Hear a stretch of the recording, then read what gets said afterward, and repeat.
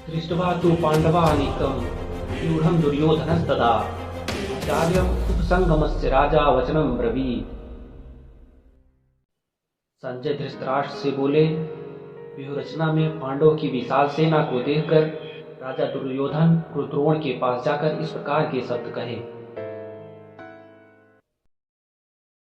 धृतराष्ट्र जानना चाहते थे कि उनके पुत्र युद्ध में उत्तरदायित्व का निर्वहन क्या कर पाएंगे।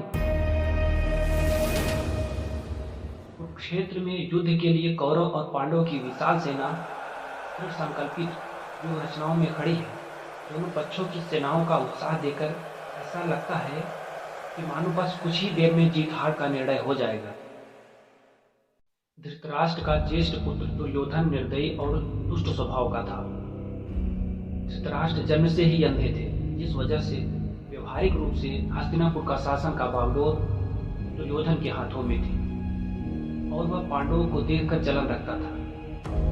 वह हमेशा चाहता था कि हस्तिनापुर पर वह बिना किसी हस्तक्षेप का शासन कर सके।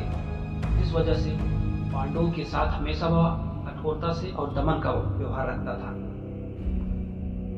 गद्दी की लालच में मोहग्रस्त हो चुके दुर्योधन पांडवों की विशाल सेना को देखकर अंदर ही अंदर कांप रहा था। उसे यह डर सता रहा था कि 13 वर्ष के वनवास और अज्ञातवास के बाद भी पांडवों की इतनी विशाल सेना कैसे हो सकती है। दुर्योधन को ऐसा प्रतीत हो रहा था मानो उसके चारों ओर दुश्मनों की विशाल सेना रूपी बादल छाए हैं और वह बादलों के बीच में अकेला बेबस और लाचार खड़ा है। ऐसे में दुर्योधन द्रोणाचार्य के पास जाता है।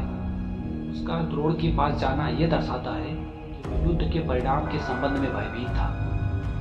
वह द्रोणाचार्य के प्रति अपना आदर प्रकट करने के बहाना बनाकर उनके पास जाता है, किंतु वास्तव में वह अपनी चिंता को कम करना चाहता था।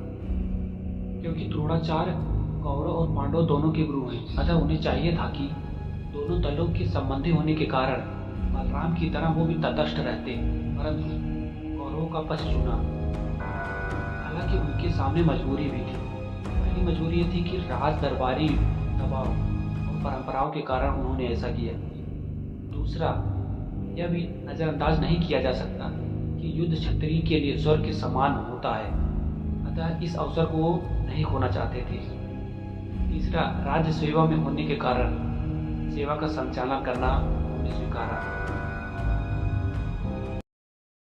महाभारत की कहानी को अगर हम वर्तमान से संबंध बनाकर देखें तो यह स्पष्ट होता है कि शारीरिक कुरुक्षेत्र के जीवन रूपी संग्राम में हर व्यक्ति लगभग दुर्योधन की भांति व्यवहार करता है। घबराहट में अपने गुरु को टटोलता है। हर व्यक्ति अपने भविष्य की चिंता करते हुए घबराहट में अपने मोह लाभ का फल खोजता रहता है।